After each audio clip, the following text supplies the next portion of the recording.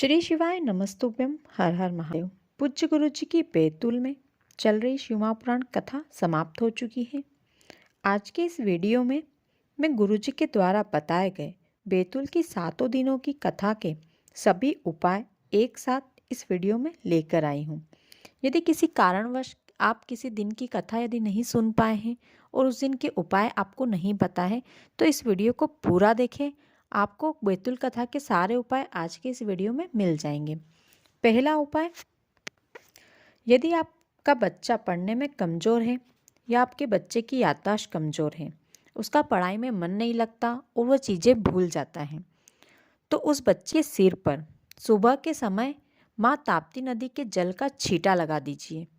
वो बच्चा विद्वान बनता है, पढ़ाई में उसका हाथ कोई नहीं पकड़ सकता, उसका पढ़ाई में मन स्वयं लगने लगता है, उसे पढ़ाई की कभी बोलना नहीं पड़ता और उसकी याददाश्त भी प्रबल होती है। दूसरा उपाय, यदि आपका यश कम हो रहा है या आपका कोई काम अटक रहा है तो शिवजी पर जल चढ़ाएं और जल झेलकर अपने लोटे में ले लें। फिर अपने हाथ की 3 उंगलियां अपने लोटे के जल में डालकर वो तीनों उंगली शिवलिंग के पास रखे त्रिशूल पर स्पर्श करके फिर वापस अपने लोटे के जल में डाल दें और उस जल को अपने घर में लाकर छींट दें या फिर स्वयं आचमन कर लें। आपका यश बढ़ना प्रारंभ हो जाएगा। तीसरा उपाय, यदि कभी आप शिव मंदिर जाएं और शिव जी का संपूर्ण श्रृंगार हो गया हो और आपके पास फूलों की एक माला है तो आप उस माला को त्रिशूल पर समर्पित कर दें, चढ़ा दें या फिर टांग दें। आपका यश बढ़ेगा, आपके उन्नति के रास्ते खुलेंगे। लेकिन आपको ध्यान रखना है कि उस समय शिव जी का संपूर्ण श्रृंगार होना चाहिए। चौथा उपाय, यदि आप बहुत समय से एक ही जगह नौकरी कर रहे हैं और आपका प्रमोशन नहीं हो रहा है या आप कॉम्पिटिटिव एग्ज़ाम दे रहे हैं और उसमें पास नहीं हो पा रहे हैं तो 7 बेलपत्र लें।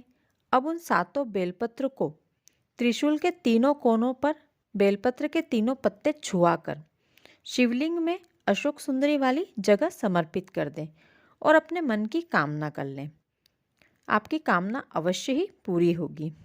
पांचवा उपाय, यदि आपका व्यापार नहीं चल रहा है, आपको नौकरी नहीं मिल रही है तो केसर को घिसकर उसका चंदन तैयार कर लें। अब 7 बेलपत्र लें।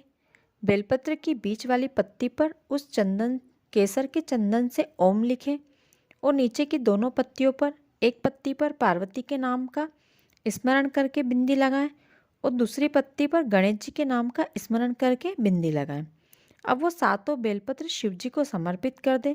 फिर थोड़ी देर बाद वापस उन बेलपत्रों को उठाकर ले आएं और अपने घर में लाल कपड़े में बांधकर 1 महीना रखे रहने दें या फिर आप अपने व्यवसाय की जगह दुकान में, फैक्ट्री में भी रख सकते हैं। आपकी सभी परेशानियां दूर हो जाएगी। छठा उपाय, घर में बहुत अधिक मात्रा में कलेश रहता हो, छोटी छोटी बात पर विवाद होता है तो प्रदोष के दिन प्रदोष काल में शिव मंदिर में नंदी के पास नंदी का जो पैर ऊंचा उठा हुआ हो वहाँ बैठ जाइए। अब 7 बेलपत्र लें। उन 7 बेलपत्र के पीछे की डंडियों को एक साथ इकट्ठा कर लें। अब माता पार्वती और भगवान शिव का स्मरण करके अपना नाम और गोत्र बोलकर सफ़ेद कच्चा सूत जो हम करवा चौथ की पूजा में लपेटने में करते हैं वो वाला बेलपत्र के पीछे की डंडियों वाले भाग पर लपेटें और उन्हें बांध दें। अब उन 7 पत्तियों में सभी बीच वाली पत्तियों के मुंह पर, तीखे मुंह जो होते हैं उन पर लाल चंदन लगाएं। अब वो बेलपत्र ऐसे ही शिवलिंग पर समर्पित कर दें। जिस गोत्र का आपने स्मरण किया है उस गोत्र के पूरे कुल में किसी भी घर में किसी के भी यहाँ कभी झगड़ा नहीं होगा। आपको इस उपाय में कच्चे सूत का ही प्रयोग करना है, पक्के सूत का नहीं करना है। 7वां उपाय, कार्तिक महीने की यम द्वितीया के दिन भाई बहन को यमुना नदी में स्नान करना चाहिए और कार्तिक महीने की चतुर्थी के दिन भाई बहन को माँ ताप्ती नदी में स्नान करना चाहिए। इससे भाई बहन को 7 जन्म तक सुख प्राप्त होता है। 8वां उपाय, जो नारी कार्तिक के महीने में माँ ताप्ती का स्नान करती है उसे अखंड सौभाग्य की प्राप्ति होती है।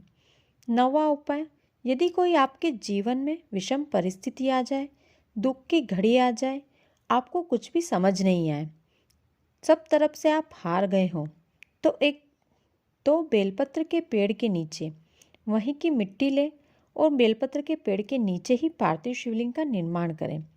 उसके बाद जल से अभिषेक करें, पंचामृत से अभिषेक करें, कच्चे दूध से अभिषेक करें और पूजा सामग्री जो भी आपके पास हो वो समर्पित करें। उसके बाद 5 बेलपत्र समर्पित कर दें। दिया लगाकर अपने मन की कामना बाबा से कहें और फिर उस शिवलिंग का विसर्जन कर दें। यदि आपके पास आसपास कोई नदी ना हो, कोई तालाब ना हो, कुआं ना हो, तो उस शिवलिंग का विसर्जन अपने घर की क्यारी में गड्ढा खोदकर मिट्टी में भी कर सकते हैं। या आपके घर में कोई क्यारी नहीं है, गमला नहीं है, तो आप वहीं बेलपत्र के पेड़ के नीचे मिट्टी में गड्ढा खोदकर उस शिवलिंग का विसर्जन वहाँ भी कर सकते हैं। आपको सारी परेशानियाँ समाप्त होगी, बाबा आप पर कृपा करेंगे। 10वां उपाय, यदि जिंदगी में बहुत रोग चल रहे हैं, आपका शरीर रोगों से ग्रसित है, चाहे लीवर किडनी से जुड़ी बीमारी हो या शुगर की बीमारी हो या अन्य कोई बहुत बड़ी बीमारी हो, या आपकी शादी को 10 या 20 साल हो गए, आपके यहाँ संतान नहीं है, आप कॉम्पिटिटिव एग्ज़ाम दे रहे हैं, बार बार दे रहे हैं लेकिन क्लियर नहीं हो पा रहे हैं, तो एक बेलपत्र लें। अब उस बेलपत्र को शिवलिंग में अशोक सुंदरी और शिवलिंग के बीच वाले हिस्से पर समर्पित करें। बेलपत्र की पत्ती वाला हिस्सा अशोक सुंदरी की ओर रखना है और डंडी वाला हिस्सा शिवलिंग की ओर रखना है। बेलपत्र की पत्ती की बीच वाली पत्ती का तीखा मुंह अशोक सुंदरी वाले स्थान पर टच होना चाहिए। अब ओम बनाते हुए आपको शिवलिंग पर जल चढ़ाना है, यानी पहले अशोक सुंदरी वाले स्थान से गणेश जी के स्थान तक जल चढ़ाएं, फिर गणेश जी के स्थान से अशोक सुंदरी वाले स्थान तक जल चढ़ाएं, फिर अशोक सुंदरी के स्थान से कार्तिकेय जी के स्थान तक जल चढ़ाएं, फिर कार्तिकेय जी के स्थान से अशोक सुंदरी वाले तक चढ़ाएं। उसके बाद ओम के पीछे का जो गोला होता है उस प्रकार से अशोक सुंदरी वाले स्थान से लेकर शिवलिंग के आसपास घुमाते हुए गोला बनाते हुए वापस अशोक सुंदरी वाले स्थान पर लाकर छोड़ दें।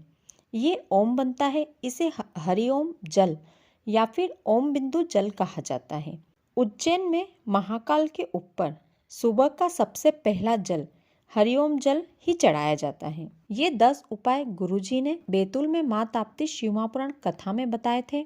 गुरुजी की अगली कथा 23 दिसंबर से 29 दिसंबर तक college ground, camp road, Malegaon, Nashik, Maharashtra में होगी।